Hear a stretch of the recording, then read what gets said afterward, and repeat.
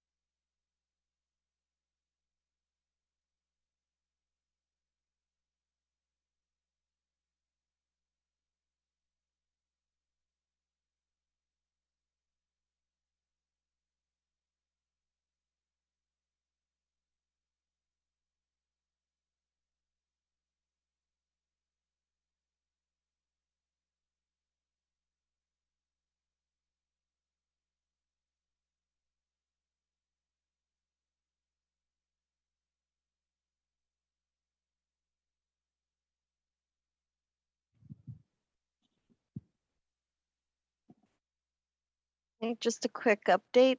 The council has come out of closed session and they're taking a brief break and will begin at 8:45. Please stay tuned to start council meeting at 8:45. Thank you.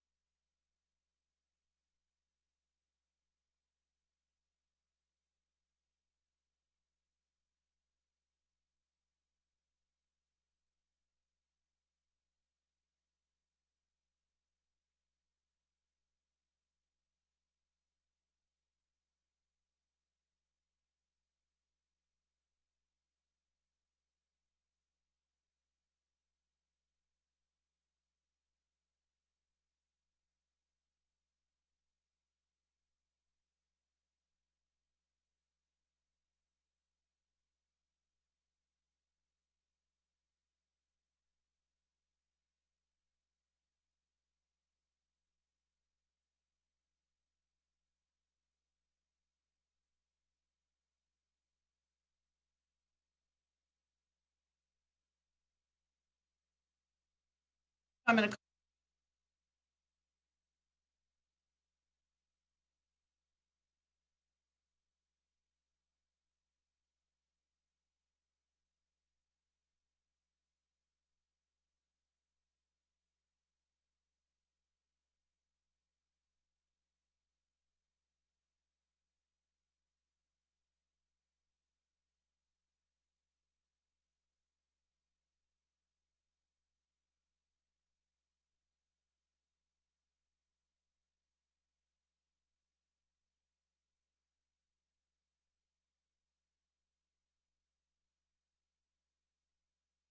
start again.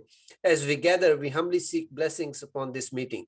May we act with strength, courage, and will to perform our obligations and duties to our people with justice to all. Let us seek wisdom so that we may act in best interest of our people, our neighbors, and our country. All this we ask so we may serve our community with fairness and respect, putting their needs before all. Thank you. thank you. Please be seated. Madam Mayor, may I read the announcement? Yes, please. AB 23 announcement. Members of the Santa Clara Stadium Authority, Sports and Open Space Authority, and Housing Authority are entitled to receive $30 for each attended meeting. Statement of behavioral standards. The City of Santa Clara has adopted a code of ethics and values and behavioral standards for public meetings to promote and maintain the highest levels of conduct. This includes mutual respect, robust discussion, and allowing city business to be done in an efficient and consistent manner. Please note that as the presiding officer, the mayor's and chair direction in matters of process and decorum should be followed, and that use of the gavel indicates all conversations must conclude, and everyone in attendance should come to order and attention. Welcome and thank you for your participation. For those that are joining us tonight in the capacity as a registered lobbyist, if called upon to speak, please identify yourself as such and disclose the clients and or organizations that you represent. This is pursuant to City Code Section 2.155.110. Thank you. Thank you. So good evening and welcome. For today's meeting, the city continues to use a Zoom feature to allow public participation from the safety of your own home or office. Members of the public can join via the link and or call into the Zoom meeting displayed on the screen now. If you would like to speak on an agenda item or during public presentations, please raise your hand on the Zoom application or press *9 on your phone. Please only raise your hand while the item you're seeking to speak on is being presented. Staff will enter your name or the last 4 digits of your phone number, and I will call on you to speak. As a friendly reminder, members of the public have 2 minutes to speak on an agenda item and 3 minutes on public presentations. And those are topics that are not on the agenda. Prior to each agenda item, staff will lower each hand to ensure that members of the public are requesting to speak under the appropriate agenda item. You may also submit your comments on the e-comment feature available on the Santa Clara Legistar page or via public comment at santaclaraca.gov, and the comments will be read into the record. So let's move on to the agenda. The first we have is report of actions taken in closed session. Assistant City Attorney. Sorry, Mayor, the Assistant City Attorney needed a few more minutes to log on, but there are no reportable actions for items 1B through 1D. Okay, thank you very much. Continuances, exceptions, reconsiderations. Do we have any from anyone? I don't see any. Assistant City Clerk, do you see hands up? I do not see any hands up, Mayor. Thank you. So that moves on to our Santa Clara Stadium Authority consent calendar. Both items are approved with one motion unless someone pulls an item. I was hoping 1 out of 2. Authority Member Jane. Yes, Madam Mayor, I would like to pull 2A, please. Okay. Is there anyone else wanting to pull 2B? That's the only 2 items we have tonight. Okay, so I see none. Is there motion to approve rest of the item 2B? Second.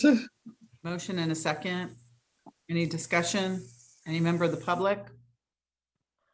Okay, Assistant Stadium Authority Clerk, roll call vote, please. Board Member Watanabe, Yes. Board Member Shahal, Yes. Board Member Hardy, Yes. Board Member Park, Yes. Vice Chair Jane, Yes. Board Member Becker, Yes. Chair Gilmore. Yes. And that passes unanimously. That moves us on to public presentations. Do we have any member of the public that would like to make a presentation on an item that's not on the agenda this evening? Okay, we have one person. Sylvia, go ahead, Sylvia. I needed to unmute. There you go. Hi there. Let me get my thing together. Hi, my name is Sylvia Abood, and I'm the Executive Director of the nonprofit Heart of the Valley Services for Seniors. It's so nice to meet you all tonight. Heart of the Valley is committed to facilitating, advocating, and supporting independent living for seniors 65 plus residing in West Santa Clara County. Heart of the Valley was founded by the Santa Clara Methodist Retirement Foundation in 1987. And until now, into our 35th celebratory year this year, we've done just that from our little agency right across from City Hall. But we can't do it without you. By you, the Santa Clara City Council, providing Heart of the Valley with CDBG funds since our inception, we are proud that you have partnered with us to ensure Santa Clara seniors continue to live happy and healthy in their homes, near their friends and family, places of worship, the stores and malls they're used to, and can continue to see their same doctors and medical staff. We are excited about the prospects of increasing our current CDBG funding to $30K. It takes one staff member from our little agency months and months to write 10 grants in hopes of 4 or 5 of them would be approved for us to get our current $15K. And most times it's small grants for special projects, COVID, or emergency funds, and not for salaries or operational funds as we have been granted from CDBG all these years.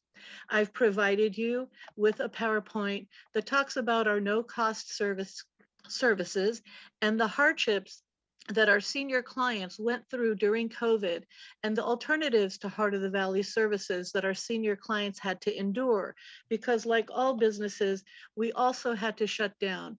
But we continued to provide outdoor services like yard work and handyman services, as well as our telephone services through our friendly caller program.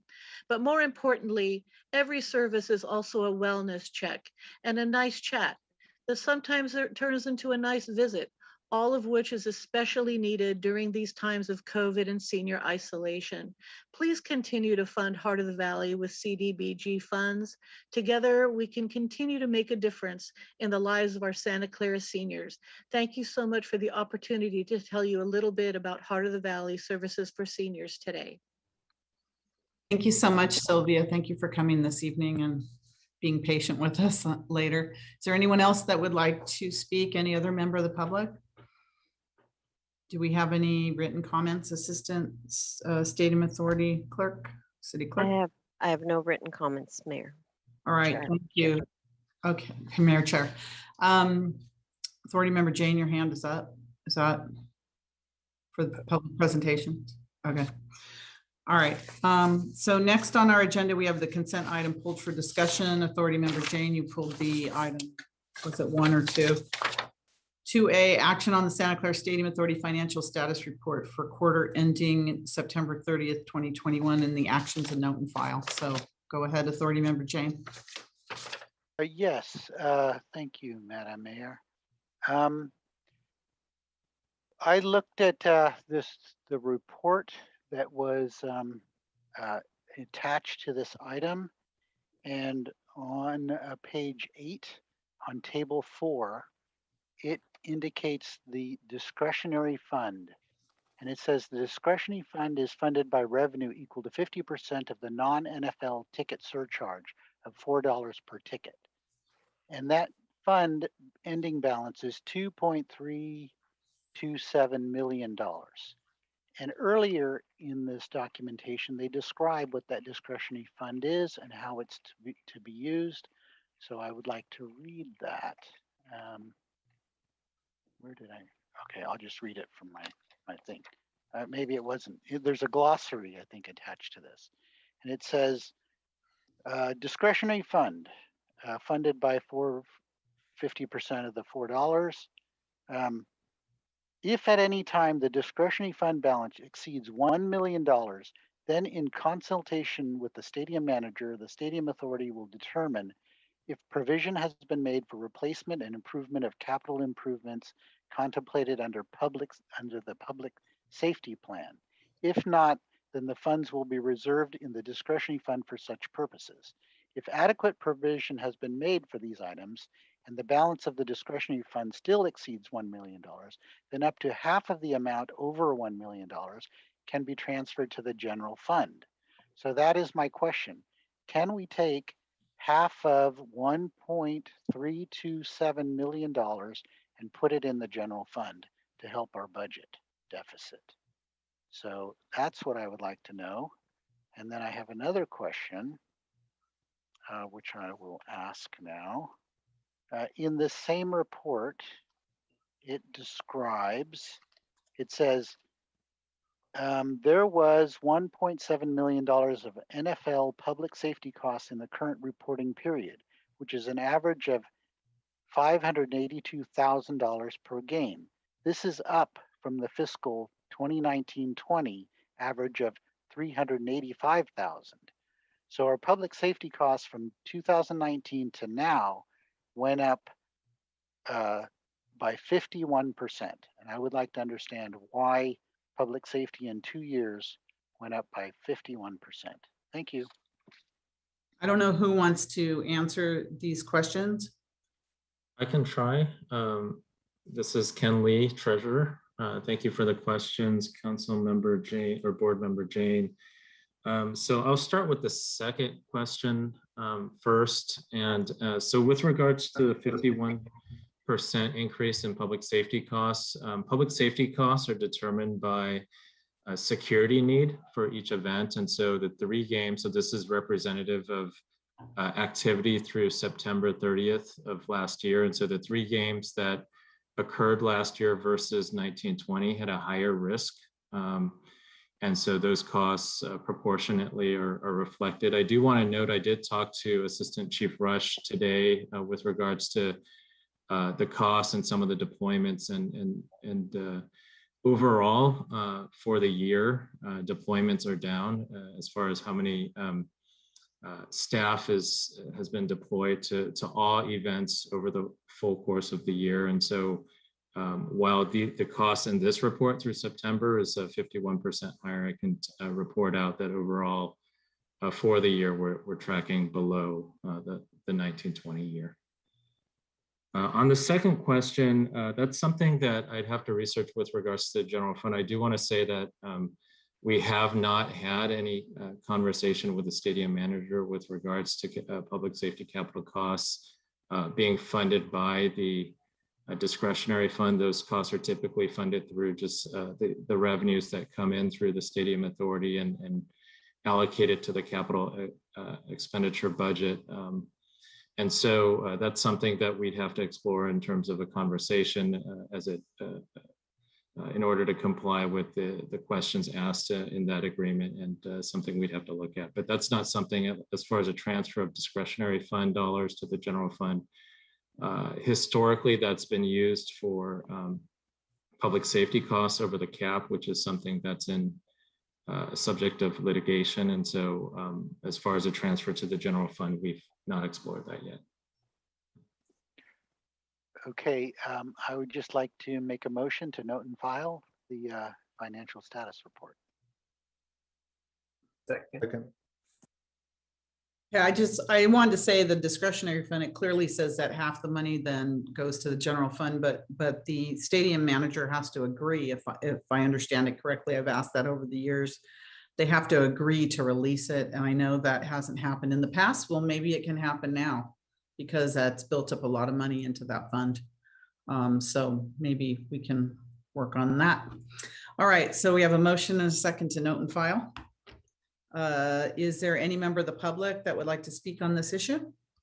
Please raise your hand. Okay, I don't see any comments, assistants, city clerk, stadium authority clerk? No comments, Mayor. All right, roll call vote, please. Mhm. Board Member Watanabe, Yes.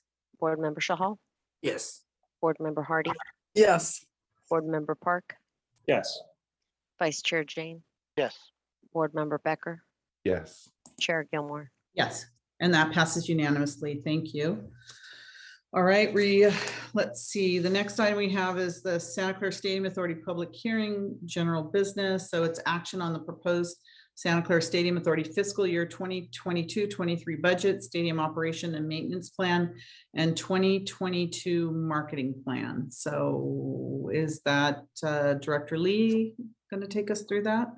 Or- Yes, that's me. So I'll take it. So let me go ahead and share my screen and make sure Okay. that everybody can see that before I get started. All right, can you all see my presentation?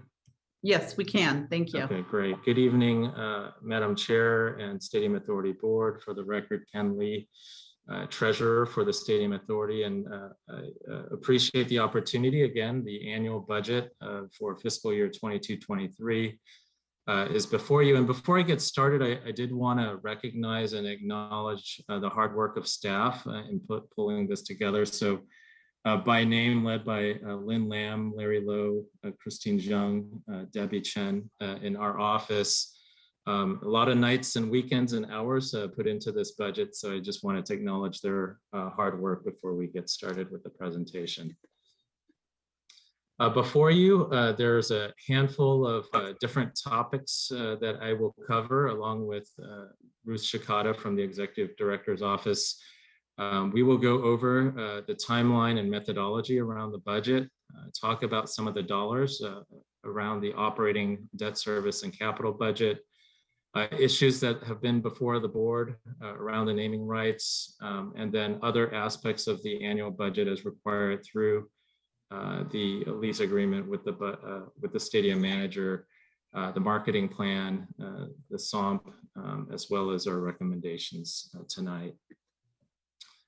By way of just the calendar, this budget development started late last year in October, and this calendar here was collaborated with the stadium manager and some of the deliverables. And I'd like to point out a couple key dates that are important as defined by several agreements we have with the stadium manager. So in January of 22 of this year, the agreement states that at least 45 days prior to the start of the fiscal year, that the stadium manager is to provide a stadium operations and maintenance plan, an annual shared expense budget with 5-year projections, annual stadium authority operations budget, annual public safety budget, capital expenditure plan, marketing plan, and public safety document updates. And I do want to report that those were submitted, and the items before you are in compliance with the requirements by the lease agreement.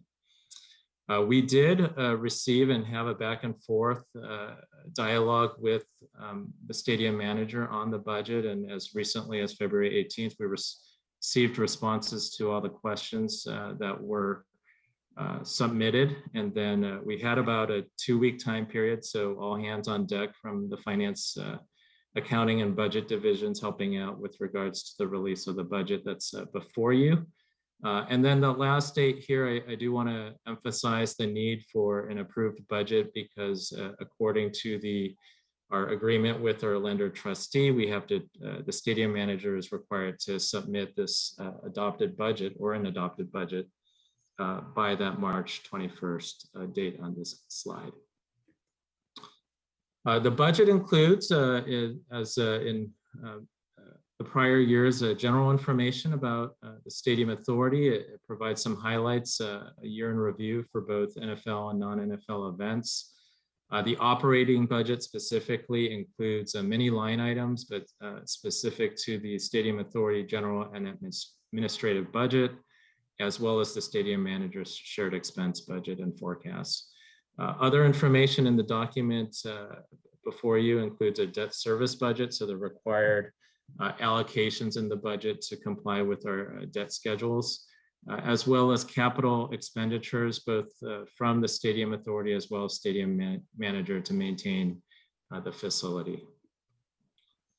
The report before you also includes a handful of other attachments included in this budget item: the annual public safety budget, the marketing plan, both budget policies and compliance and management policies that we've included in prior years, as well as very detailed questions and responses between the Stadium Authority and the management company.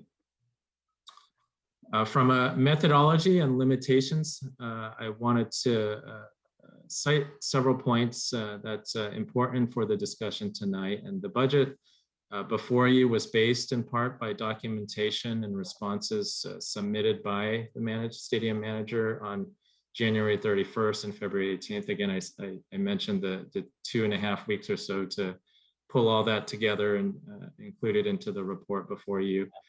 The capital budget includes proposals from both the Stadium Authority, primarily in the areas of public safety, as well as facility improvements needed, recommended by the stadium manager. It is presented in the context of ongoing litigation with this management company, and continues the practice that the board had approved 2 years ago with regards to the use of legal contingencies in the budget.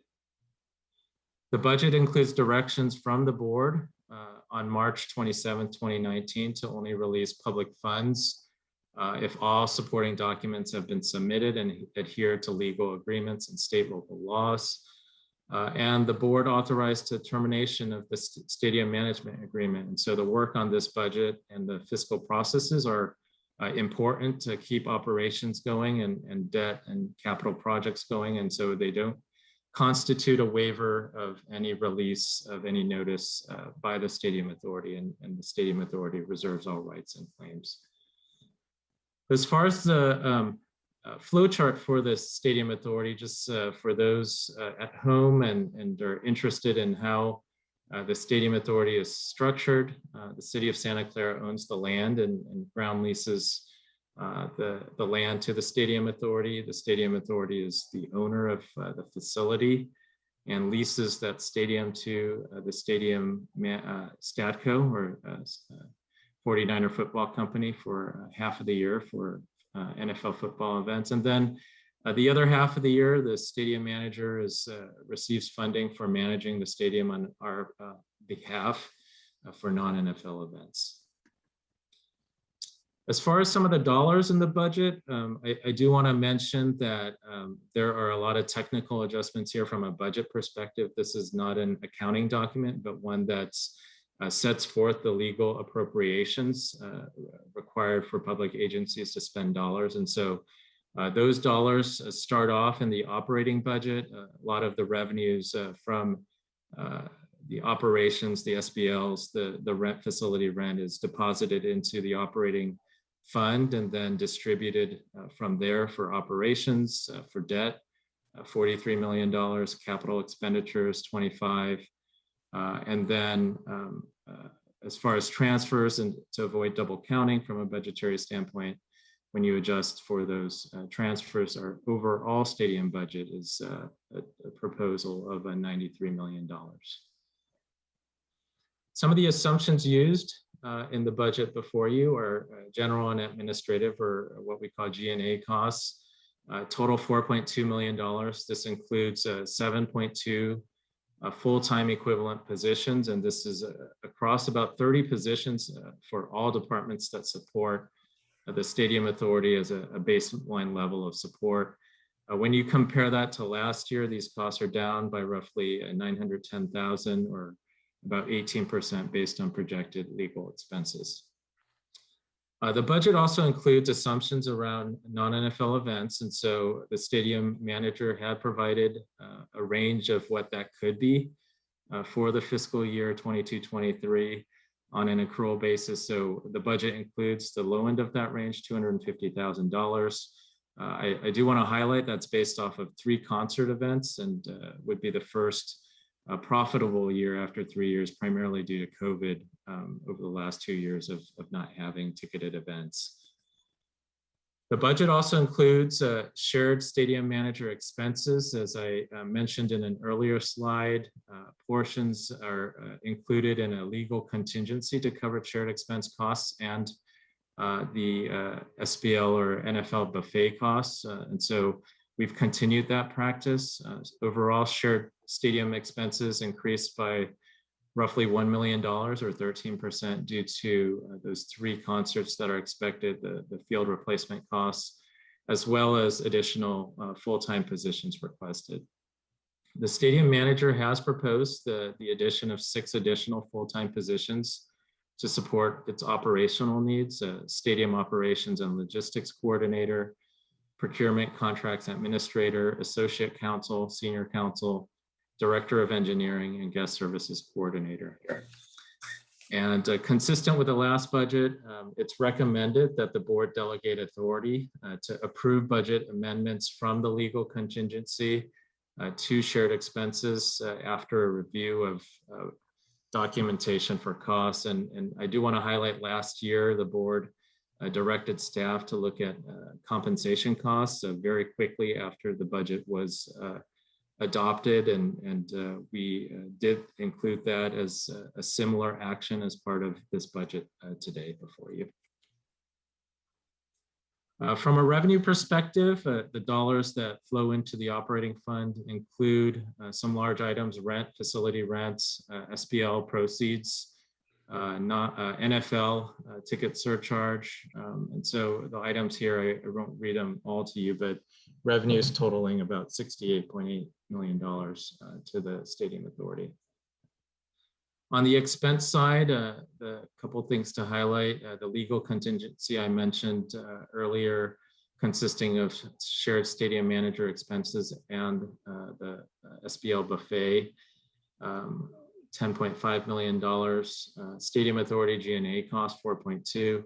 And typically I like to highlight the items that do go to the general fund: performance rent, to the extent that that materializes, there's a formula. And so based on a $250,000 net non-NFL event revenue, 0 as far as performance rent. The ground rent, so $460,000. This is on a fixed schedule based on the agreement. And then senior and youth fees, which are collected on ticket sales, that's transferred to the general fund for Parks and Recreation programming. A little bit more detail on the Stadium Authority General and Administrative proposed budget of $4.2 million.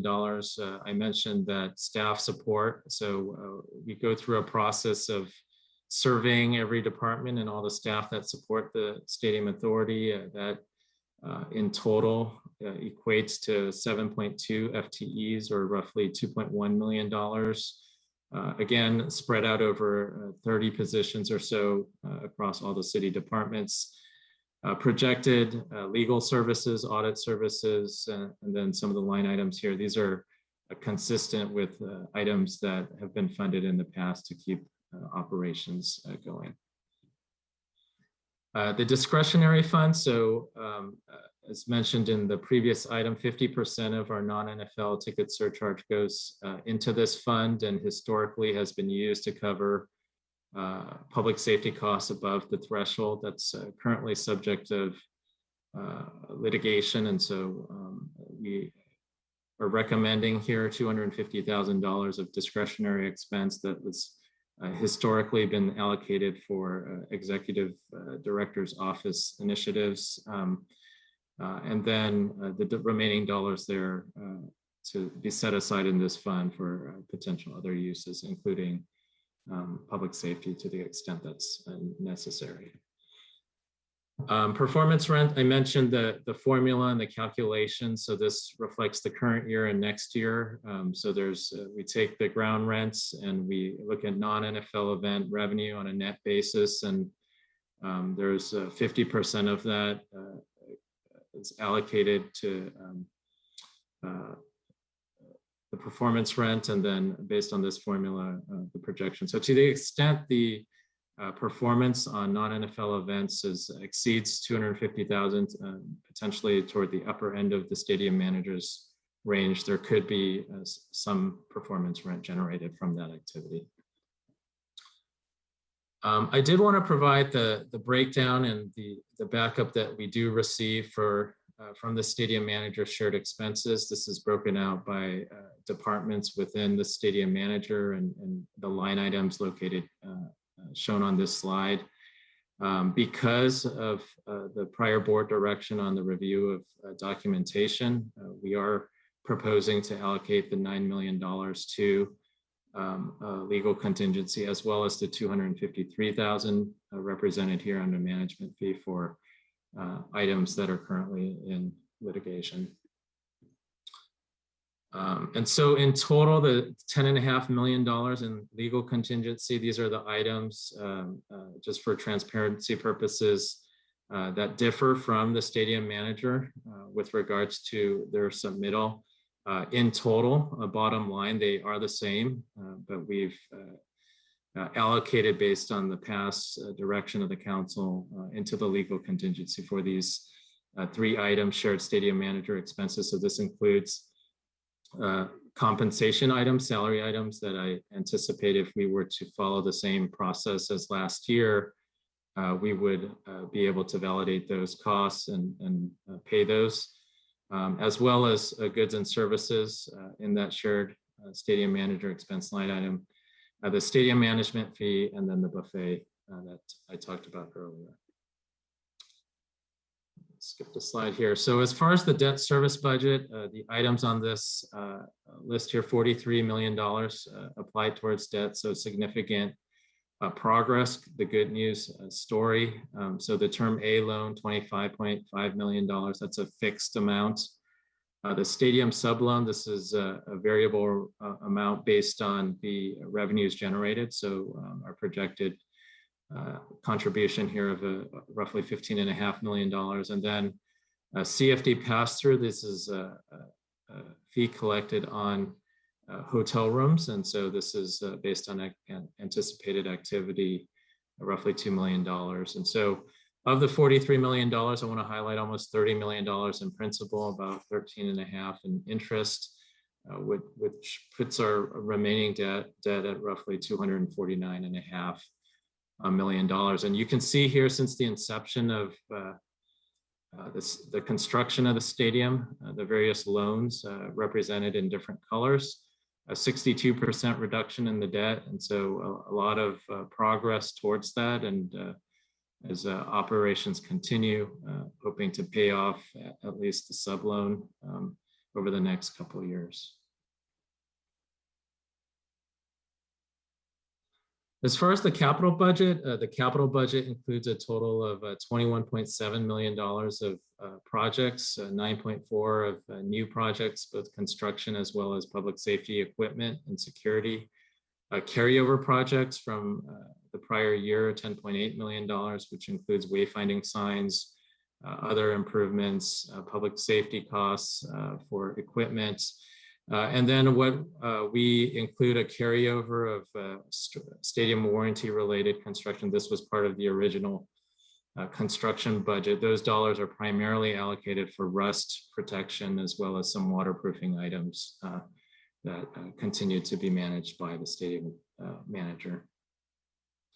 Over a 5-year forecast period, you can see a lot of those projects are front loaded, and we anticipate as they get procured and started, some of those dollars will get carried over year as they continue beyond that first fiscal year. But significant dollars toward the facility. The next 2 slides, I wanted to shift gears a little bit and touch on the naming rights signage. This is a project that has been part of prior discussion and included in the recommendations before you is some direction. And so I wanted to talk through the timeline of this specific project. And so originally requested by the stadium manager as a replacement project in the 2021 budget. And then through last year's budget process and review of the naming rights agreements, it did state that the naming rights sponsor was responsible for sign replacement or refurbishment. And so the board did not approve that project as part of the last budget process. Late last year, the board did approve interim repairs to the tune of $250,000 for the signs to keep the sign operations going and lit. Based on this budget before you, the budget does include a proposal from the stadium manager around a refurbishment project of $1.26 million. Again, the language in the agreement states that it is the responsibility of the naming rights sponsor to refurbish or replace the sign. And so based on this language and in consultation with our city attorney's office, and evaluating that there are ongoing costs of repairs, the direction here for the board from staff is direction for staff to review the most cost-effective way for the Stadium Authority to proceed with this project, given that the language in the agreement places that responsibility on the naming rights sponsor. So with that, I wanted to turn it over to Ruth Shikata over the next few slides from the Executive Director's Office to talk through the next few slides. So Ruth. Thank you. I'm Ruth Shikata. I'm from the Office of the Executive Director. And whereas Treasurer Lee went through all of the budget material, there are other operational and collateral materials that are required to be submitted with the budget that I'll just go over. I just have a few slides here, and then we'll be done with our presentation. So as I mentioned, the annual budget process requires a stadium manager to submit a stadium operations and maintenance plan. It's required by both the stadium lease as well as the management agreement. As Treasurer Lee mentioned earlier, that we did receive all of the documents required for the SOMP and the collateral materials from the stadium manager. The SOMP, as we call it, contains plans for the operation and maintenance of Levi Stadium. The material does contain some sensitive information about the building system's maintenance schedule. So staff is reviewing the document as a confidential document, and that we will provide our comments back to the stadium manager once those are completed. The SOMP is provided to be approved administratively, again, because of the sensitive material that it contains. So next slide. Another piece that's required to be submitted along with the annual budget is a marketing plan. We had an extensive presentation at the last Stadium Authority meeting about the marketing plan. And so consistent with the annual process, it was last year that the board had recommended that we look at hiring a contractor to review the marketing plan as submitted by the stadium manager. The last couple of years, the board took no action with regard to the marketing plan. And so this was a means for us to review the plans and to see if that we can together come to a plan that might be acceptable. So the Stone Planning made its findings, presented its findings to the board in February of this year. And then the board's action was to note and file the consultant's report, so Stone Planning's report, and then referred Stone's report to the stadium manager for a response and requested that we provide accessibility of the consultant to the stadium manager. And so we found after that board meeting that the staff did not have authority really to modify the contract. The scope of the contract was complete, and the funds were exhausted. And so we would need to come back to the board to amend the agreement if in fact the board wants to continue to provide accessibility of the consultant to the stadium manager. So next slide. So with regard to the marketing plan itself, we are recommending that the board note and file the stadium manager's 2022 marketing plan and authorize the executive director's office to execute a First Amendment for an additional $10,000. And this contract would be on a time and materials basis, and it would allow the stadium manager and the stadium staff to meet or to do additional worker analysis as all parties might agree. And that if there were modifications to the marketing plan, that we would recommend that the board request the stadium manager to return with an updated plan in maybe a 4 to 6 month period. As you may recall, Stone had a number of recommendations in its assessment, and the stadium manager, as of right now, has not had a chance to review it all and determine whether or not that any of those recommendations would be acceptable to them. Next slide. So actually, why don't we go to one more slide, because the alternative slide is very similar to this recommendation slide. And so to wrap our presentation, our staff recommendation is that the board adopt the fiscal year 2022-23 operating debt service and capital budget for the Stadium Authority. And again, to delegate authority to the Office of the Executive Director or the Treasurer to approve budget amendments that move funds from the legal contingency to shared expense after review of adequate documentation for costs. The third recommendation is to direct staff to explore options for a more cost-effective way to address the repairs associated with a naming rights sponsor sign. And then the last recommendation I went through just previously is to note and file the marketing plan, authorize the Executive Director's Office to amend the Stone planning contract for an additional $10,000. And to then also ask the stadium manager to come back to the board in a 4 to 6 months period with an updated marketing plan. With that, I think all staff is available for questions. I see Assistant City Attorney Sue Ruder has also got her hand up. I just wanted to make, thank you. I just wanted to make a quick clarification. The agenda report actually states that our staff recommendation is items or alternatives 1, 2, and 3. And it's actually alternatives 1, 2, 3, and 4. Okay, it was the 4 items that Ruth had Yes, that's correct. That's correct. But the agenda unfortunately just says the numbering is off. Okay, so 1, 2, 3, and 4. All right, thank you. Authority Member Hardy. Thank you. So I want to understand alternative number 3, where it says direct to explore options for a more cost-effective way to address repairs to the naming signs, sponsor sign. If it costs less to replace than to repair, do we need to have a repair / replace?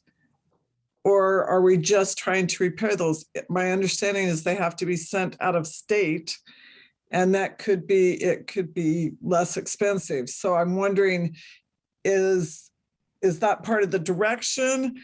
Do we need to put that in there? I think.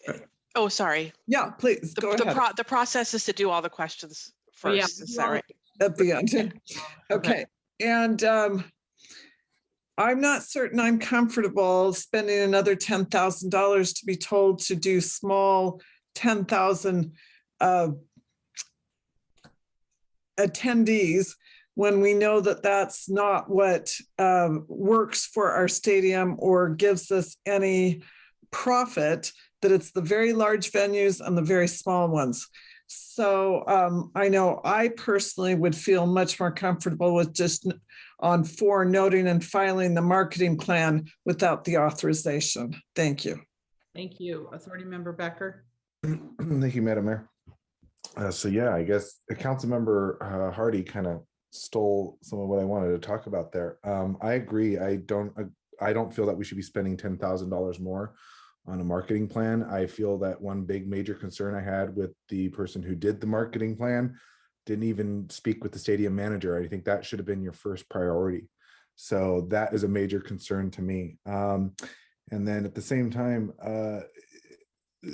when it comes to fixing something, I've noticed it a lot when you have a car that has problems and it keeps breaking down and you keep fixing it, it gets to a point where fixing it costs too much.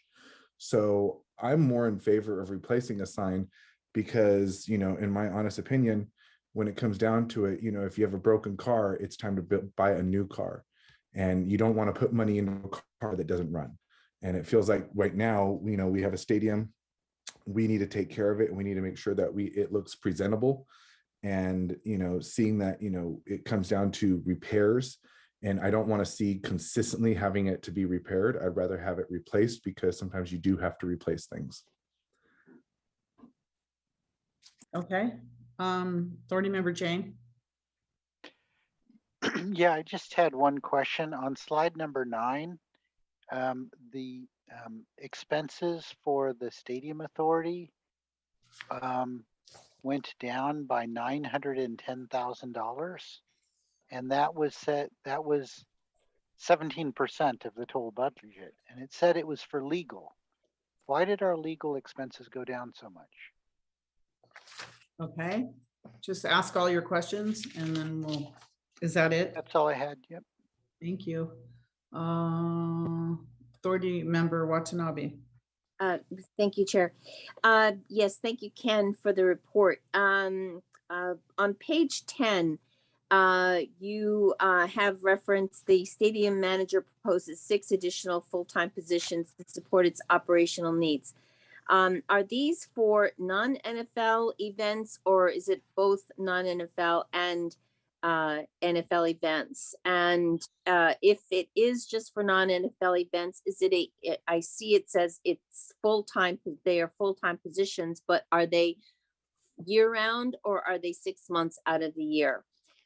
If you could answer that question. And let me see. Skip that one. Okay. The on slide 18, under the debt type and the budget, and you mentioned the CFD advance and the amount of $2 million, about $2 million. Is this the fee that's collected from the hotels through the Melrose tax that was passed as part of the stadium approval? Let me see. Okay, slide 23 regarding the naming rights. So there's the statement at the top that Levi's naming rights signage reimbursement project 1.26. And that this is something that's to be taken care of the sponsor of the naming rights sponsor.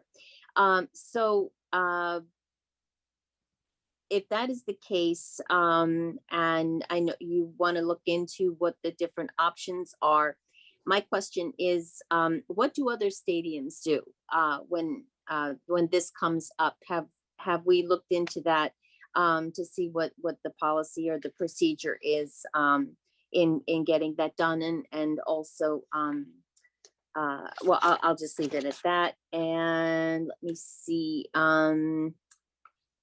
Let's see. Okay, number 25 on the marketing plan. I thought Stone Planning they did a fantastic job and brought back great ideas as part of their report. And this $10,000 that's being requested is to be a part of having the stadium's authority staff meet with the stadium manager and also follow up with Stone Planning. So I think that is $10,000 is a nominal amount compared to what we're trying to do in terms of bringing entertainment to Levi Stadium. So $10,000 doesn't seem like a heck of a lot of money. So those are my questions. And that's all I have for now. Thank you. Thank you. Any other authority board member who hasn't spoken? I'd like to clarify on my last comments that there were some questions in there, that the questions were, how is fixing the sign more cost effective? And then the second one was, why didn't the Stone Planning meet with the stadium manager? Shouldn't that have been stop number 1? Thank you, Mayor. Or any other authority board member? Okay, I'll give my questions then. The first question I have is that on slide number 9, it says the net non-NFL events profit of $250,000. And we have 3 concerts scheduled. So that would bring a profit to the Stadium Authority of $84,000 per concert. That certainly can't be right. So I'm just questioning that. And the second question I have is it not clear that if the Levi signs are replaced in our contract, that Levi's company has to pay for it, the sponsor pays for replacement. We all heard that, we know that. So I'm hoping that this Stadium Authority board is not thinking of having the public pay for something that clearly shows that the sponsor has to pay for replacement. And then third, on the marketing plan, $10,000 is minor because meeting with the stadium managers was not in the scope of services. All of us unanimously asked for a consultant to independently look at the marketing plan that has been presented to the Stadium Authority. And they looked at it and they came back with some pretty good recommendations that can do nothing but help us. So we need to take it to the next level, pay the $10,000. It wasn't in the original scope and we all approved the scope.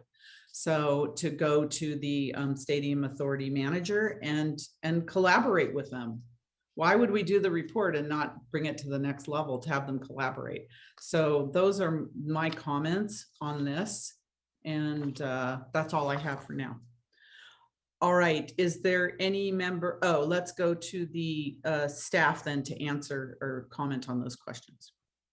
Great. Thank you for the questions, and I'll take a first crack at it. And I think some of those related to the marketing plan, maybe Ruth Shikata might answer. So, and I know that Sue's on the line with regards to maybe some of the legal questions around the agreement of the sign. And so, Board Member Hardy asked regarding the sign, whether repairs should be part of the direction. And so our direction before you is to have direction to staff to explore a more cost-effective way to address issues with the sign. And so from an evaluation with the city attorney's office on the contract, because it has those limitations on replacement and refurbishment, I think there are other options that could be explored. And so that's the direction recommended by staff to the board for staff to go back, explore more cost-effective ways, whether that might include discussions around changes to the agreement or other avenues. That's something that I think from a legal perspective, there are other options that could be explored. And so that's the direction around the sign to find a more cost-effective way to do that.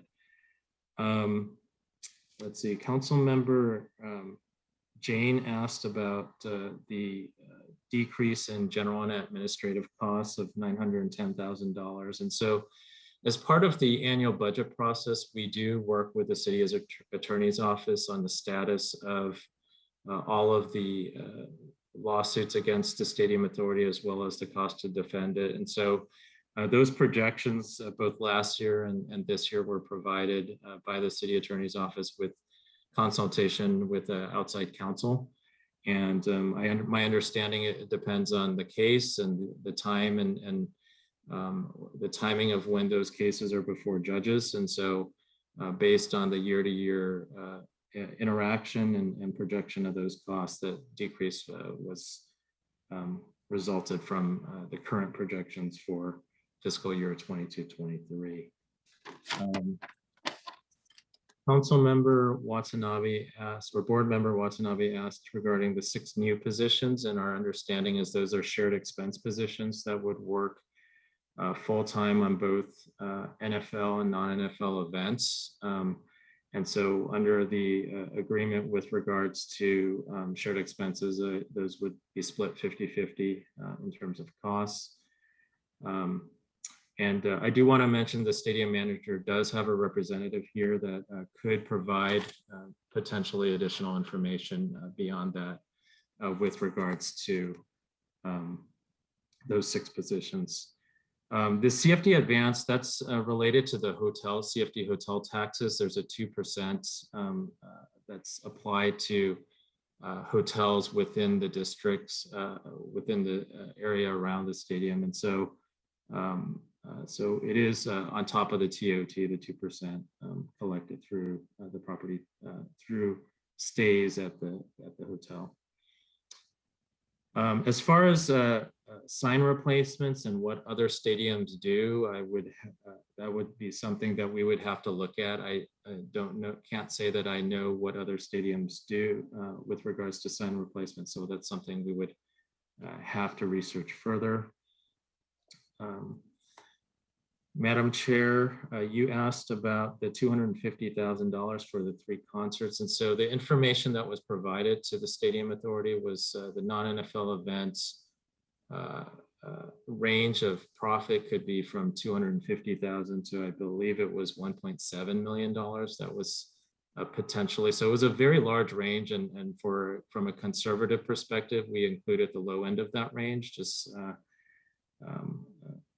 hoping to budget conservatively there. And then as far as events, they said, they cited 3 concerts at the low end, and I believe it was 3 concerts plus a potential soccer event on the high end. And so I know that activity around booking those events continues, and our hope is it's at the higher end of that range. But from the assumptions included in the budget, it was $250,000 in the low end, and we were told that was for 3 concerts at the low end as well.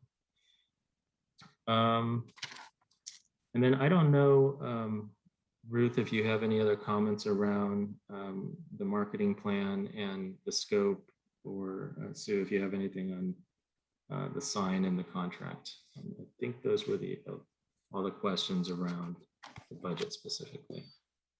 I think I would just add, thank you, Treasurer Lee. I would add that the research relating to, for example, what other stadiums do with regard to their signage, that would certainly be a part of our process in terms of if you do give us direction to explore other options, whether that be looking at replacement options, refurbishment options, things like that. Looking at what other comparable sites do would certainly be a part of that process. Can I ask something? Why would we do that when it's in the contract that the sponsor pays for it? Why would we research options to have the public pay for it? So because the requirement on the Stadium Authority is to pay for repairs, if the cost of those repairs on an ongoing basis exceeds the cost of replacement or refurbishment, then at that point, the board may determine that it perhaps could be more cost effective to explore options apart from repair, which would likely include talking to the naming rights sponsor about an amendment to the contract. And it would include some research as to what comparable sites do. It would obviously include a lot of research as to what the options are in terms of different types of repair, different types of refurbishment, and those kinds of things. So if we are in a position, which is the data that we've been provided from the stadium manager, that the costs of repair are going to exceed the costs of refurbishment or replacement, then it's up to the board, of course, but then it would need to be replaced. And then it's clear in the contract who pays for that. So of course, if the board can change anything they want to change, as long as it's, it should be to the benefit of the public, but it may not be. So I understand they can change it. Thank you very much, Sue. Appreciate that. All right. Is there any other questions? Excuse me. I think that there were some questions with regard to the marketing agreement. And so there was a question as to why wasn't the stadium manager included as far as the original scope with Stone Planning. And the answer to that is that at last year's and actually in the last couple years, the board has been concerned about the type of information and the level of detail that was included in the marketing plan. And so that the board then asked for an independent assessment. So basically just take the marketing plan, have someone with expertise review the plan as to its the type of information included, things that it ought to include, and so that maybe with the conclusion that maybe that the plan has everything that it needs, or that the plan could use additional information. So that's why the stadium manager was not included. The contract was to provide the consultant with the plans and to make an independent assessment as to areas that it found strong and areas that it found that maybe could use a little improvement. So tonight we brought back the $10,000, and again on a time and materials basis, because it might be a meeting or two, or not at all, depending on the stadium manager's willingness to meet with Stone Planning. But this contract amendment would provide us with the opportunity to at least tap into Stone's experience, and if the stadium manager was interested in taking a meeting with them, that we have the means to actually pay them for the work that they would be doing. And so if the board is not interested in the $10,000 amendment, then it certainly could choose not to approve it and just accept the marketing plan as is. Okay, thank you. Okay, is there anything else from our staff? I'm going to ask if there's someone from do we have a representative from Manco here that would like to make a comment, presentation? Hi, Mayor. My name is Alex Acton, and I'm here from Manco. I submitted a brief presentation earlier this afternoon that I'd love to run through. Okay, do we have that, Assistant City Clerk, whoever is handling? Yes, we have that. We will bring that up shortly. Just a moment.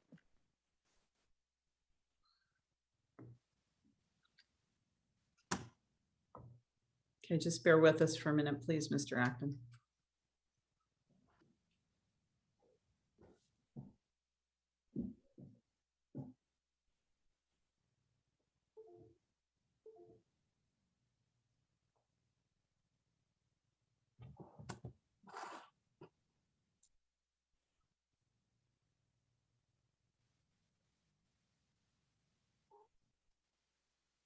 The comms team is pulling that up. Just a moment.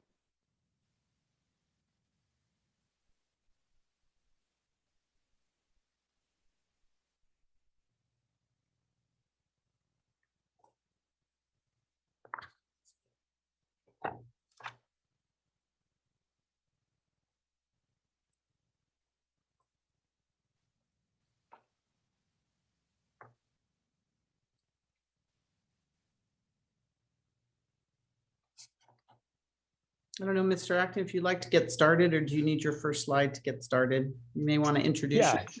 Yeah, no, I can get started while the slides are getting pulled up. Good evening, board members. My name is Alex Acton, and I'm the manager of finance with the San Francisco 49ers. I just wanted to note that I'm a registered lobbyist. I appreciate y'all giving me the opportunity to speak with you tonight about this year's upcoming budget. You know, hopefully I'm able to provide some additional context to the stadium manager's budget submission and help explain maybe some of the differences between what we've submitted versus how city staff are actually presenting the budget this evening. I want this to be beneficial and helpful, so please feel free to ask any questions at the end of this presentation, and I hope you come away just having a little bit of a better understanding of the overall budget. So with that being said, we can jump right in. Next slide, please. So first off, I just wanted to provide, a quick roadmap of what I'm planning on running through with y'all tonight. First, I want to start at a high level bird's eye view of our annual budget submission to provide kind of just the baseline understanding of the overall financial picture of the Stadium Authority. Then we'll walk through a little bit of a deeper dive into the revenues, the expenses, some of the debt and reserves, before running through a few items in particular that we feel are very important for this year's upcoming budget. Lastly, we'll conclude with some proposed action items for the board's consideration this evening. Next slide, please. So as I mentioned, I wanted to start off at a bird's eye view of the overall financial picture before we get into some of the details. So as you can see, we're showing revenues of $68.6 million this upcoming year. And this is the revenue that is associated with the 49ers facility rent, the NFL ticket surcharge, naming rights, SPL payments, so on and so forth. The revenue budget itself is actually 8% higher than last year's budget. And that's primarily due to NFL ticket surcharge and non-NFL events, which we're going to get into a little bit later in this presentation. Next, we're showing operating expenses of $25.9 million. These are your costs for just generally operating the stadium, such as your shared stadium expenses, your insurance costs, your SBL sales and service expenses. This budget is actually up 2% versus last year's budget. So revenues are up 8% versus last year's budget, and expenses are only up 2% versus last year's budget. Lastly, we're showing mandatory debt payments of approximately $30 million. And this is for your required Term A and Stadco subloan debt payments, leaving excess cash of approximately $13 million, which can then be used to top off both your CapEx reserve, your operating reserve, as well as make any prepayments on the Stadco subloan. And one important note is that the numbers that are being shown here, they're on a cash basis, which is a little bit different than how city staff are showing the budget, which is on an accrual basis. So, we're showing when cash is actually received or paid out, while city staff is showing when revenues or expenses are accrued. You may wonder why that's important here, but the mechanics of when cash come in versus when revenue is technically recognized is crucial to showing whether the SCSA is in a good financial position to make their debt payments and fill their reserves or not. So simply put, you cannot pay debt with accrued revenues, you pay with the actual cash. Next slide, please. So now let's take a little bit of a deeper dive into stadium revenues. So as mentioned, we're showing $68.6 million in stadium revenues, and this is largely due to 4 line items in particular: your 49ers rent, your SBL payments, your NFL ticket surcharge, and your naming rights payments. These 4 line items themselves make up a total of 98% of stadium revenues. So although the other line items are certainly important, the vast majority of stadium revenues live in these 4 line items and really should be the primary focus. So over the past year, there's been 2 items in particular that have been, potentially problematic to these important line items. One you've kind of touched on earlier tonight, being the Levi's naming rights signage, and the second one being the Owners Club SBL holders. So with regards to the naming rights sponsor, it's just important to resolve the signage issues because those 4 signs are a key piece of the SCSA's contractual obligation to the sponsor. Secondly, the SCSA has still not provided action on Owners Club SBL holders. These are your highest price SBL holders, and it's important that we can collect on their annual payments to ensure that SBL collections continue to remain strong. Lastly, one item to note on the slide is that even though we are assuming that non-NFL events net between $250,000 and $1.75 million, none of that is actually part of the $68.6 million in revenue that I'm referring to. And that's because the actual cash from these events doesn't actually get transferred to the Stadium Authority until the next fiscal year.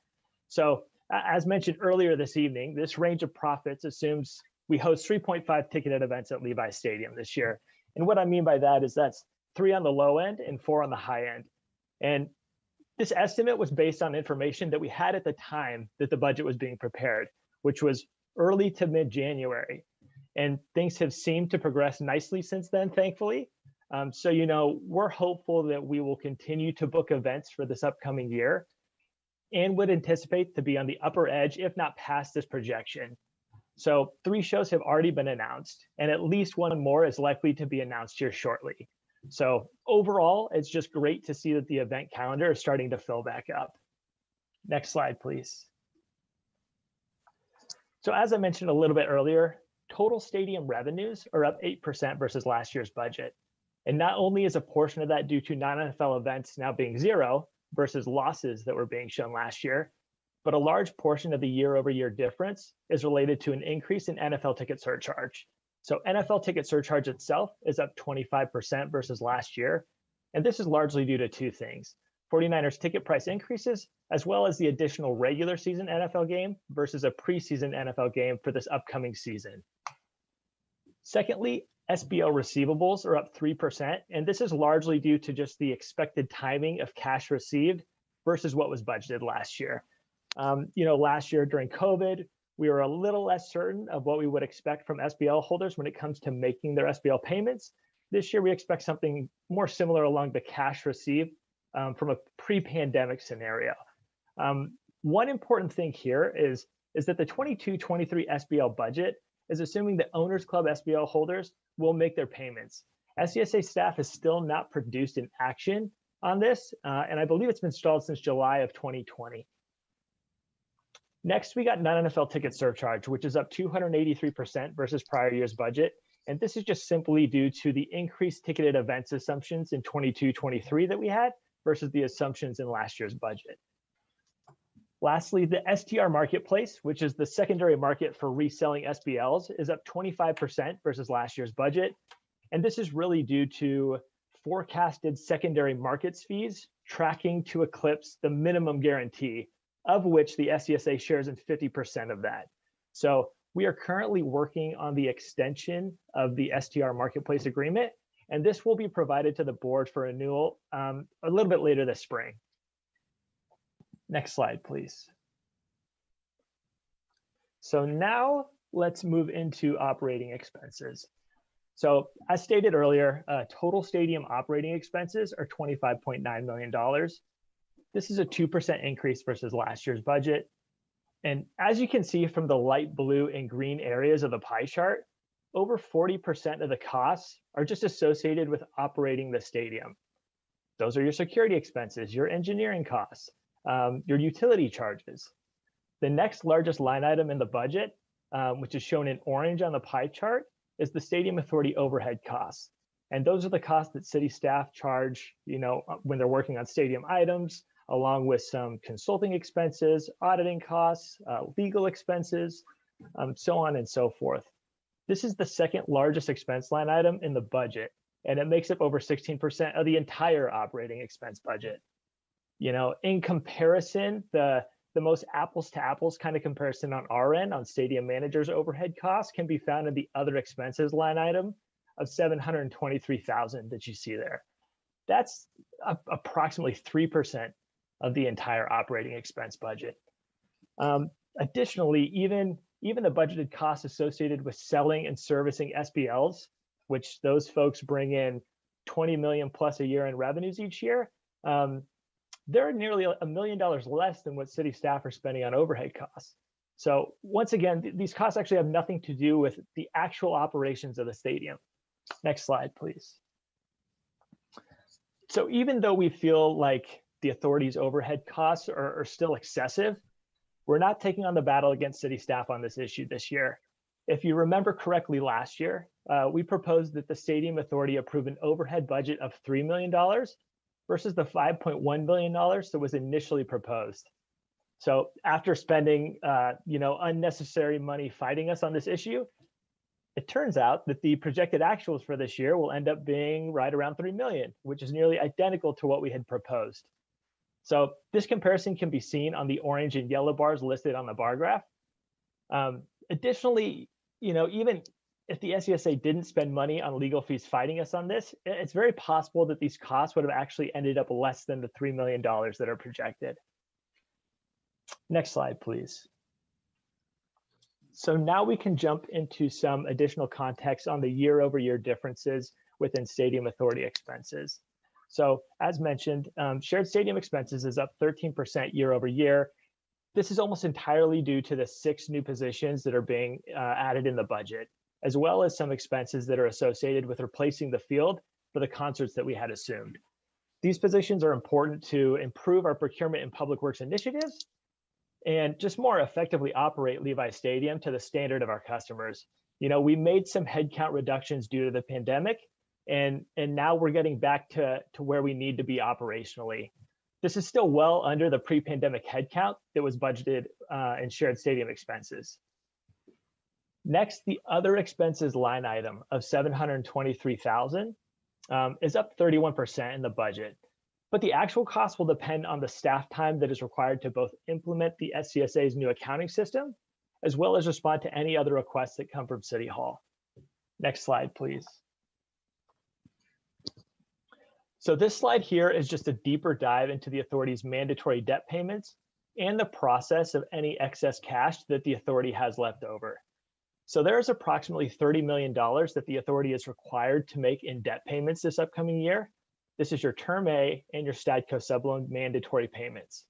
After that, the cash goes into topping off the reserves and making any prepayment on the Stadco subloan. And one thing that's important to note on this slide is that this assumes that the stadium manager does not have to provide any line of credit to cover the stadium authority's unpaid bills. If the stadium manager does in fact have to fund the stadium authority's costs, the line of credit will be paid before topping off the reserves or making any prepayment on the sub loan. So there's a little bit of a hierarchy process that happens there. Next slide, please. So there are a few line items in the budget that the city staff stopped paying for a couple years ago, which are your shared stadium expenses and your other expenses. Last year, the board resolved part of this issue by directing city staff to fund the employee portion of shared stadium expenses. If the board had not directed city staff to pay the compensation costs of shared stadium expense employees, the SCSA would have incurred an additional $250,000 in interest costs. However, due to the city staff withholding payments on other operating expenses this year, such as other expenses or utilities or the non-compensation portion of shared stadium expenses, the SCSA is expected to see approximately $300,000 of just unnecessary interest expenses. So this third bullet here, just frankly, it doesn't make business sense for the SCSA to continue to incur these costs. And based on city staff's proposed budget, that seems to be the direction we're headed in unless the board direct otherwise. Next slide, please. So this is just a side-by-side comparison of costs that we have submitted for this upcoming fiscal year that city staff have shifted into their legal contingency bucket. Not only are both the compensation and the non-compensation portions of shared stadium expenses now bucketed in legal contingency, but now also the all-inclusive buffet expenses for SBL holders, which the lease language seems to be pretty clear, should be paid for by the SCSA, are also bucketed in legal contingency. And this schedule is a simple illustration of the unnecessary costs that will be incurred if we continue down the route of withholding funding on these line items. So simply put, if you direct city staff to start paying the shared stadium expense compensations, you'll save the authority approximately $325,000 this year. Similarly, if you direct them to pay the non-compensation portion of shared stadium expense, the authority will save an additional $250,000 of unnecessary interest costs. The same can be said for the all-inclusive buffet expenses. If the board directs city staff to pay the buffet costs, the authority will save approximately $70,000 in interest expense.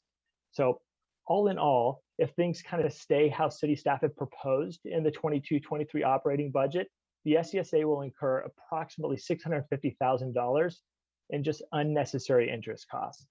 This just seems to be, a bad business decision. Next slide, please. So in conclusion, there are a few items we would propose the board consider this evening. The first is, let's shift all the shared stadium expenses from legal contingency and let's just bucket them appropriately. Next would be to direct city staff to start funding costs in advance per the contracts and get back to the process that was initially agreed upon. And lastly, additionally, perhaps this was an omission, I couldn't tell, but in scanning through the agenda, it didn't look like there was a recommendation for approving the public safety budget. This budget has been approved in years past, I believe, ever since the stadium was opened. So we would propose that you do that again this year. Lastly, the three final bullets I have here were included in a letter you all received from our compliance manager this morning. And that would be to remove the SBL all-inclusive buffet costs from the legal contingency bucket and budget them appropriately in the SBL sales and services line item. Secondly, would be to resolve the naming right signage issue here in the next 30 days. And lastly, would be to reject the recommendation of city staff to expand the scope of the Rooney Marketing Plan project. Thank you all for your time this evening. I'd be happy to take any questions y'all might have on the budget. Okay, authority members, does anybody have any questions on this? Okay, I don't see any staff. Do you have any comments on this? Would you like to make any comments on this?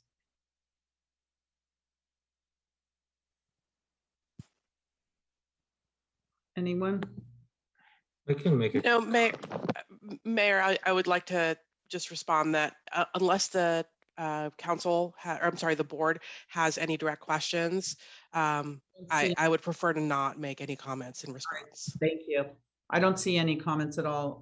Ken, did you want to make any comments on this? No, I'll follow Sue's advice on that. So if there's any questions, I'd be happy to respond. All right, Authority Member Jane just put his hand up. Go ahead. Yeah, I have the question about the public safety costs that Mr. Acton had mentioned.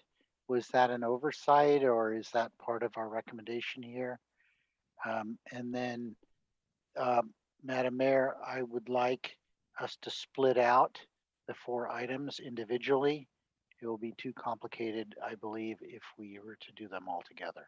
Thank you. All right.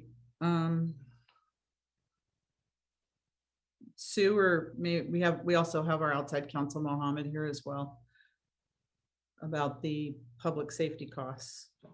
I can take a crack at that, Madam Chair. This is Ken, the treasurer. So as far as public safety costs, just for contextual awareness, those are typically for NFL events. Those are budgeted in the city side through the city budget and then charged, invoiced directly to Statco. So those public safety costs do not flow through the Stadium Authority with regards to NFL related costs. The non-NFL event costs with regards to public safety are part of the expenses that are included in the net non-NFL event revenue. But the public safety budget does include capital expenditure items that are included in the budget before you. And so we've included that as part of the attachments. We looked back at least the last 2 years that there wasn't a specific action with regards to the public safety budget, but it's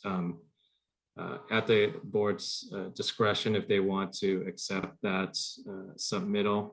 But with the context of the bulk of the public safety costs are budgeted in the city budget, and that would be before the board in May for the July 1st fiscal year. Thank you for that. Authority Member Hardy has her hand up. Go ahead. Thank you, Mayor. I just can't find it that quick.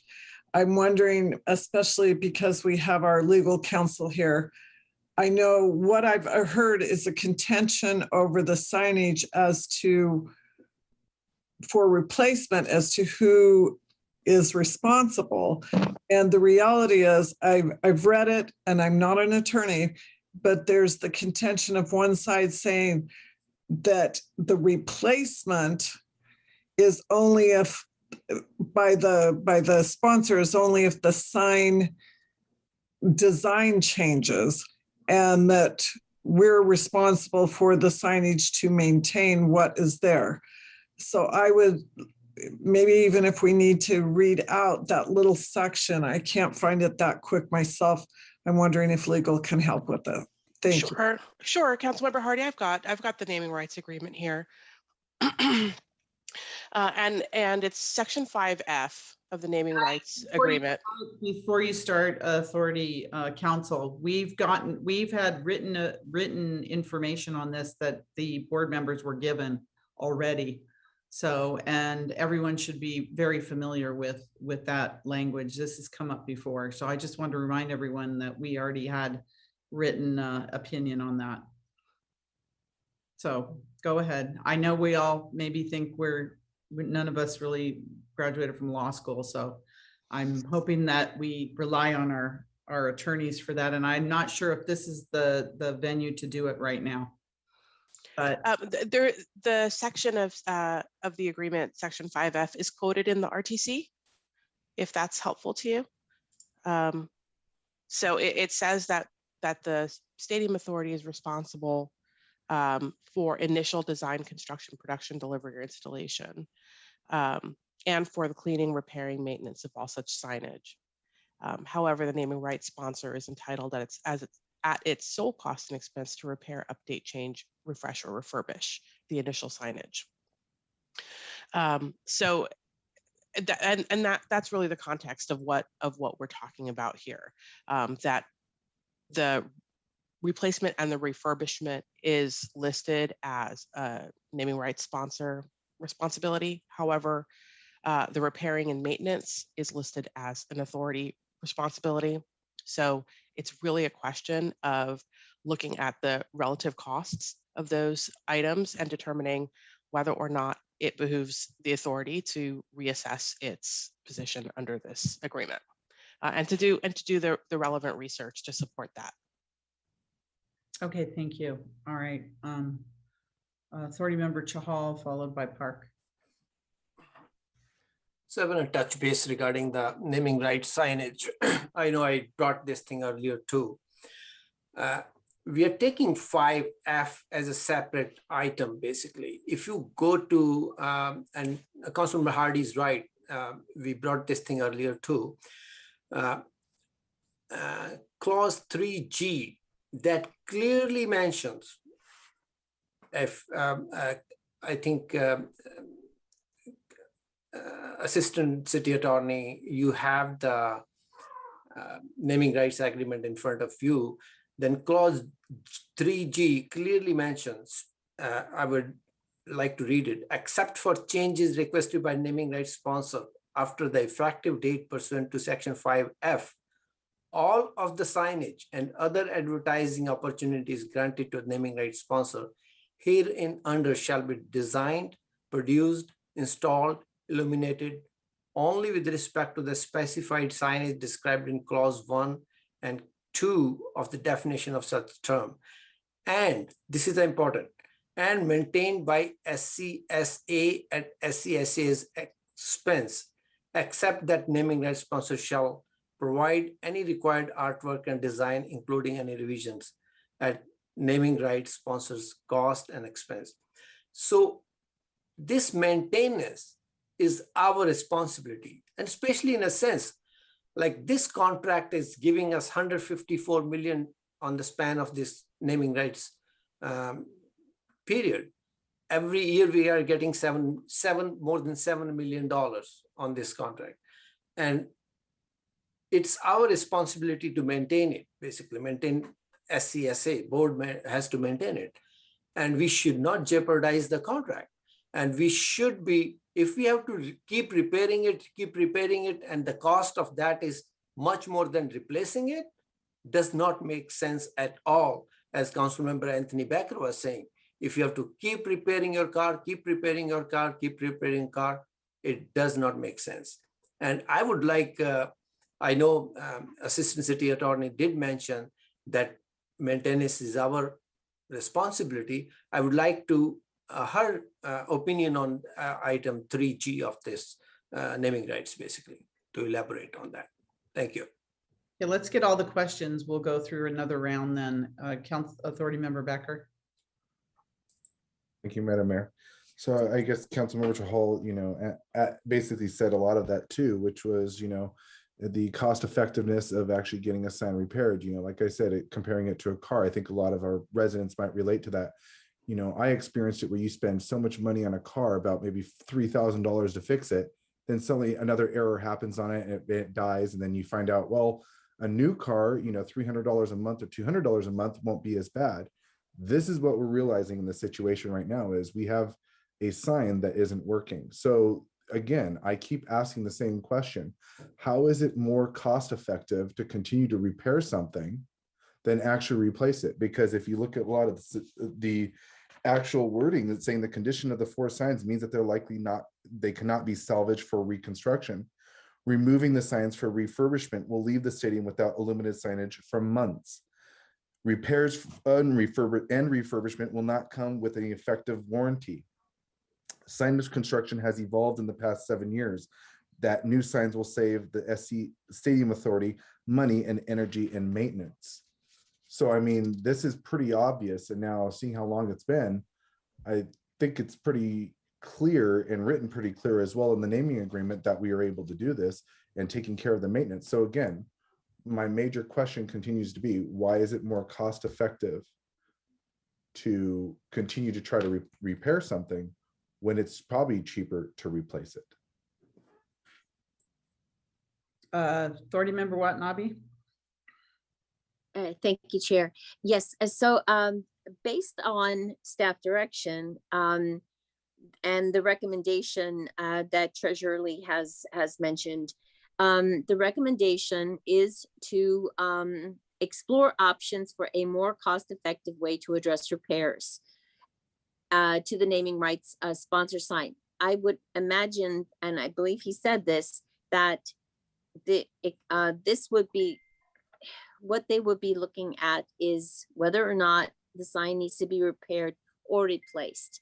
And I would imagine in that, as they explore that, they would determine whether or not who would be responsible for addressing the repairs or replacement of the sign. Am I correct, Treasurer Lee or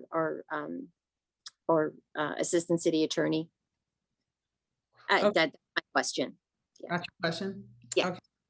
And then I have a question, which is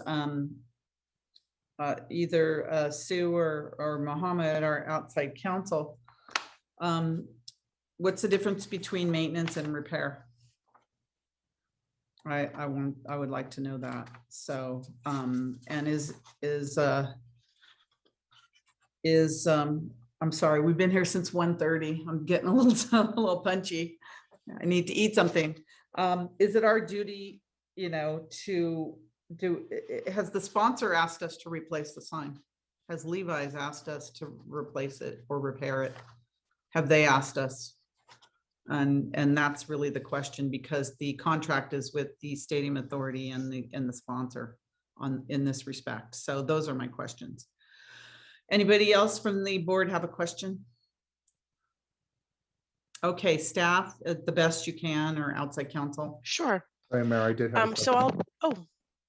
I did have hello? another question. You kind of covered something there, Mayor Gilmore, in the last part right there. And it's basically, if, did Levi's ask? So my question also is, did Levi's ask us to do this? But at the same time, as a landlord, are you going to wait until something goes wrong before somebody tells you to do it? I think as a landlord, wouldn't you, I would say to ask staff, as a landlord, don't you think you should address the problem before it becomes an issue and then our business partner brings that issue up? Okay, thank you. I'll just add on to that. As a landlord, you follow the contracts and you follow the agreements. Yeah, that's what you do. That's what the contract says. All right, staff, please. Okay, thank you, board. I'll do my best to answer some of these questions to the extent that they were questions. So the first one was with regard to section 3G relating to maintenance. I will note that both 3G and 5F require maintenance. So 5F, which is the one that I quoted in the RTC, is a little bit more descriptive on on what our responsibilities are, and it requires both repair and maintenance. So do I agree that 3G requires us to perform maintenance activities? Absolutely, as does 5F. And it's not something that we have ever shirked or told any parties that we would not be performing that duty. We are, if there's anything that we can say as staff, is that we have always taken as utmost importance our responsibility to fulfill our contractual obligations to the naming rights sponsor, that's Levi's. The second question is, will the work done by staff, the requested direction that we have tonight, will the work done by staff also look at questions relating to who would be technically responsible under contracts for performing? Sure, although the contracts in this case are pretty clear and we have set forth what the contract language is. What we're asking for direction on is really to do the research that we need to bring it back to you to determine what it is that you want us to do with the appropriate essentially backup information for you.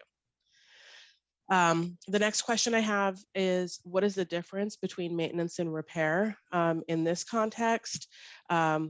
Repair is taking the item that already exists where some subpart of it has failed and replacing that one particular subpart of it, or maybe there are multiple subparts that fail concurrently, but the point is that you would repair or replace a particular subpart of the whole, as opposed to replacing the whole entirely.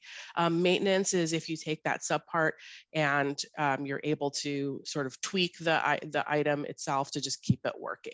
And so we're certainly responsible for ensuring that the signage at Levi Stadium is operating, and that we prepare, or I'm sorry, that we conduct the repairs and the maintenance on that sign that are necessary to keep it functioning. And there's at no point have we ever said that we are not responsible for performing all those acts, and the board has taken the appropriate action to fund those actions in the past. The last question is, has Levi's asked the Stadium Authority to replace the sign? No, we have not received any communication asking us to replace the sign from Levi's. I think that's all the questions that I can answer. Thank you very much, and thank you. I know we're putting you on the spot and asking you to do this. Thank you very much. All right, I'm going to go to members of the public now. Is there any member of the public that would like to speak on any of these budget issues? Now's the time. Please come forward.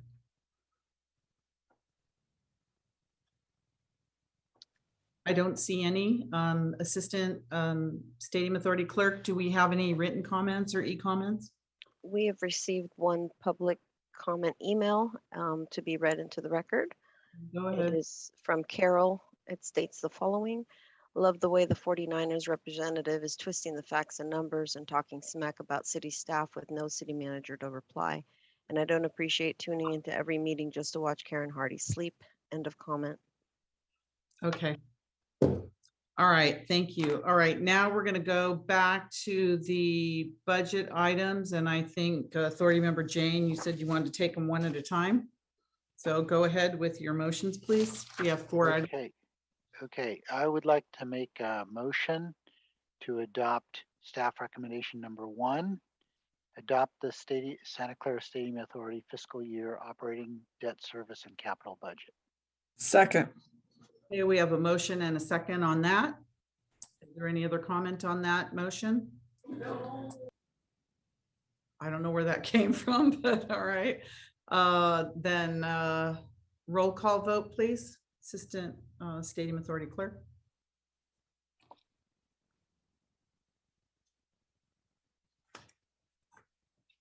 Board Member Watanabe, Yes.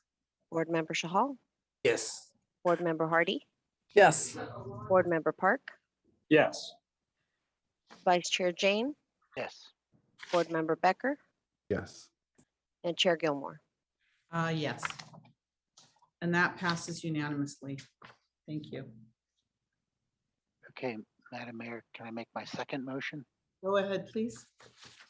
I would like to delegate authority to the Office of the Executive Director and Treasurer to approve budget amendments that move funds from legal contingency to shared expenses after review of adequate documentation for cost, with the exception of the buffet costs.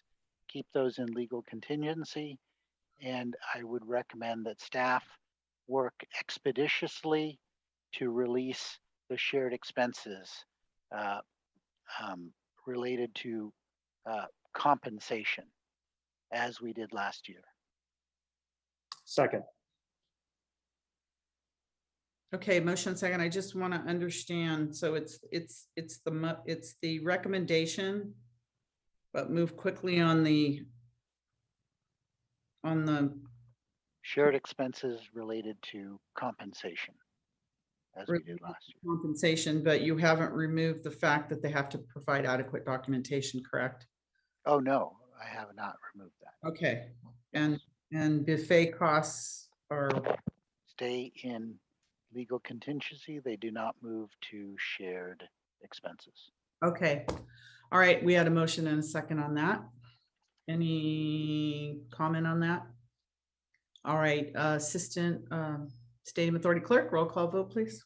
May I just ask the maker of the motion to repeat the piece of, with the exception of the buffet cost, and leave them in legal contingency. Thank you. Okay, just Councilmember Watanabe, Authority Member Watanabe. Yes, thank you. Yes, I just want to make sure that that all of the costs are staying in the legal contingency. Nothing is moving out of legal contingency to shared expenses. Unless there's adequate documentation for the costs. Okay, Correct, Authority Member Jane? That's correct. Yeah, Yes. but to move expeditiously on the compensation. And As for long- context, that is what we did last year. Correct. So it's staff recommendation, but buffet costs stay. All right, and we had a second. Authority Member Watton, okay, all Yeah. right. Who was the second? I'm sorry. Authority Member Park. Thank you. Would you like me to do roll call? Yes, please. Thank you. Board Member Watanabe, yes. Board Member Shahal, Yes. Board Member Hardy, Yes. Board Member Park, Yes. Vice Chair Jane, Yes. Board Member Becker, Yes. and Chair Gilmore. Yes, and that passes unanimously. Thank you on that one. Authority Member Jane. Okay, on item number 3, I would like to direct staff to explore options for a more cost-effective way to address repairs to the naming rights sponsor sign, including the option of replacing if that is deemed to be more cost-effective. Second. Motion and a second. I need a clarification to that. If replacing is most cost effective, but to be determined by who is legally responsible to pay for that. Is that included as part of your motion? The intent. Yes, to consider who is legally responsible. Yes. All right, thank you for that. All right, so we have a motion and a second. Authority Member Park, were you the second and your hands up? I did second. I heard another second as well. That's so I don't- okay. You can take it, Councilmember Park. Thank you. What? Okay, So yes, I was the second. okay, thank you. And I had a comment. Okay, go ahead, please.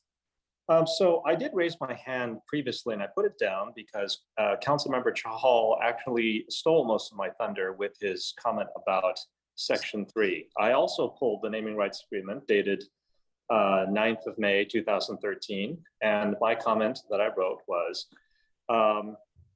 like looking at Section 3, Section 3F and Section 3G in particular, and Section 3G does refer to Section 5F, it seems that the sign replacement cost would be borne by the naming rights owner in the case of a change, not in the case of needing a change because of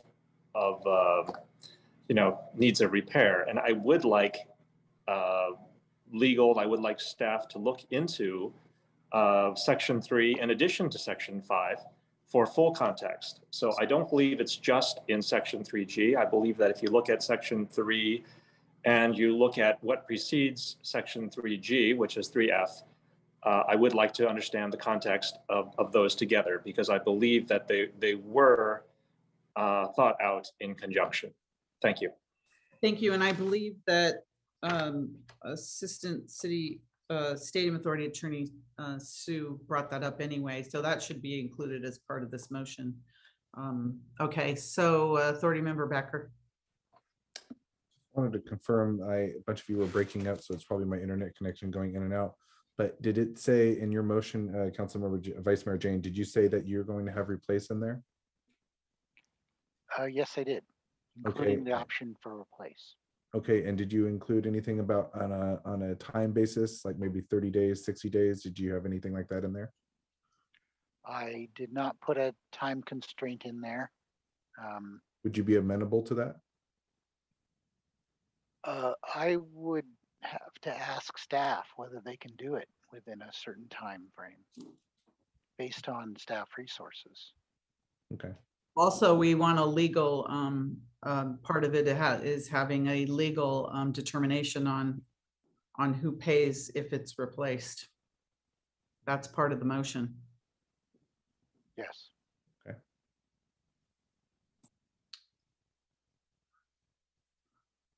Okay. Can staff respond as to what time frame they believe is reasonable?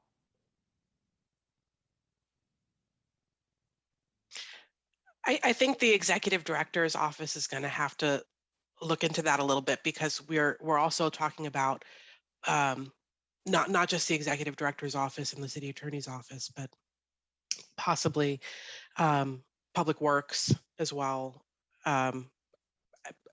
Perhaps Ruth can give us some more information on that. Maybe you come back with the timeline for us, come back, because we have no city attorney, we have no city manager, we have no executive director, we have no stadium authority attorney. So I don't think that this board can expect anything in 30 days or anything close to that. So why don't you come back? I know you all have a lot on your plate right now. So why don't you come back with an estimated, just a report on how long it will take roughly. Okay, we can do that. Thank you. All right, we have a motion and a second on the floor. Assistant Stadium Authority Clerk, roll call vote, please. Board Member Watanabe, Yes. Board Member Shahal, Yes. Board Member Hardy, Yes. Board Member Park, Yes. Vice Chair Jane, Yes. Board Member Becker, Yes. Chair Gilmore. Yes, and that passes unanimously. Thank you. Okay, last one. So for the last one, for number 4, I am actually moving to adopt staff's recommendation to authorize the amendment or the extra $10,000 to review the marketing plan. Is there a second? Second. Okay, we have a motion and a second on that. Authority Member Becker, followed by Chahal. I will not be supporting this motion. Again, this is $10,000. I think we're wasting. I don't think it's worth it. All right, Authority Member Chahal. Although the amount is small, $10,000, but we have to save every dollar. And as I mentioned in the last meeting when we discussed about this thing, my thing was that they have to produce an alternate management marketing plan, which was not presented. They were just trying to find out the loopholes. And I was not satisfied with that report. And when to my counter questions, they were giving whatever the current marketing plan is, like number of events. They said 3 to 5. That's what they are trying to do right now. And other aspects of the management marketing plan was presented the same way. And there were nothing which I gained out of it, basically. They mentioned, yeah, we need to get 5 curfew days off. And that's what the council has already decided. So I did not find anything major to approve that particular day's report from Stone. And I don't feel comfortable giving additional $10,000 to them for this thing, where I think there is no value in it, nothing. It's just a wastage of time. Thank you. Thank you. I just want to remind the board that it was this board that authorized that report. I thought it was a great report. I don't know what some of you were looking at. They had some great suggestions on how to multi-use the stadium and how to market and how to look at KPIs and other things. And I think it's well worth it to have them sit down with our stadium managers and collaborate with them. That's what this was all about. So I think $10,000 is such a minor amount for that collaboration with our stadium manager. And so I'll be supporting the motion on the floor. Okay, Assistant Stadium Authority Clerk, roll call vote, please. Board Member Watanabe, Yes. Board Member Shahal, No. Board Member Hardy, No. Board Member Park, No. Vice Chair Jane, Yes. Board Member Becker, No. Chair Gilmore. Yes. So that fails 3 to 4. Is that 4 to 3? 4 to 3. Okay. Is there a motion to I'll make a motion. approve it? All right, go ahead. I'll make a motion to note and file the 2022 marketing plan and not extend or execute $10,000. So deny. I'll second that. I won't be supporting this. I think it's penny wise, pound foolish. We have an opportunity to improve a substandard marketing plan that we have had to deal with for years, and the substandard marketing plan will just continue. So I'm not supporting it. All right, Assistant City Stadium Authority Clerk, roll call vote, please.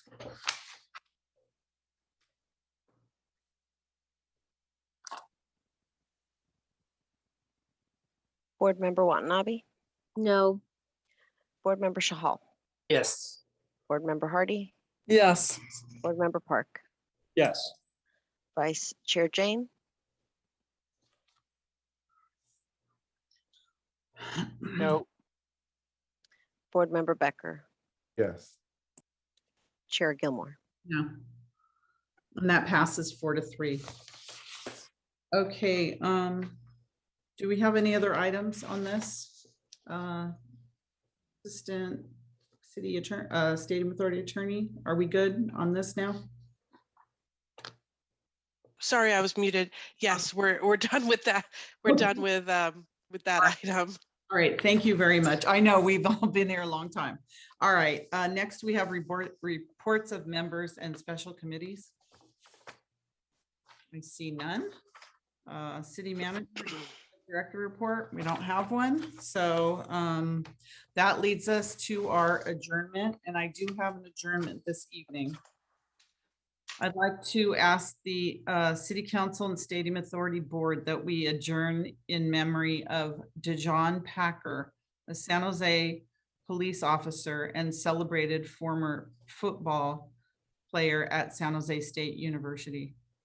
The city of Santa Clara mourns the sudden loss of San Jose police officer DeJohn Packer, who passed away on March 13th, 2022. DeJohn graduated from the San Jose Police Academy just 1 year ago. He was beloved by the community, and he was a celebrated former San Jose State University football player. A San Jose native, Packer attended Gunderson High School and went on to play football at San Jose State University, where he graduated with honors and left as a starting running back. DeJohn was described as a football star who was living his dream, serving the community where he grew up. DeJohn's coaches said he made a huge impact during his time as a Spartan and even inspired several others to join the police academy.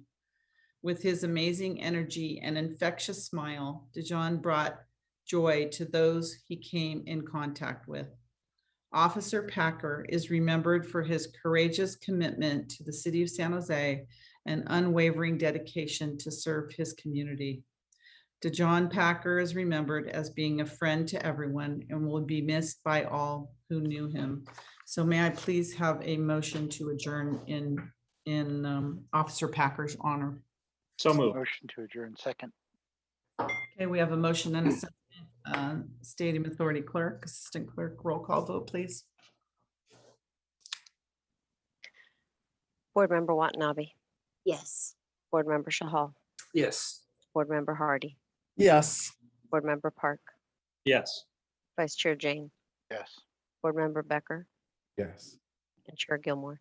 Yes, and that passes unanimously, and this meeting is adjourned. Thank you, everyone, and good evening.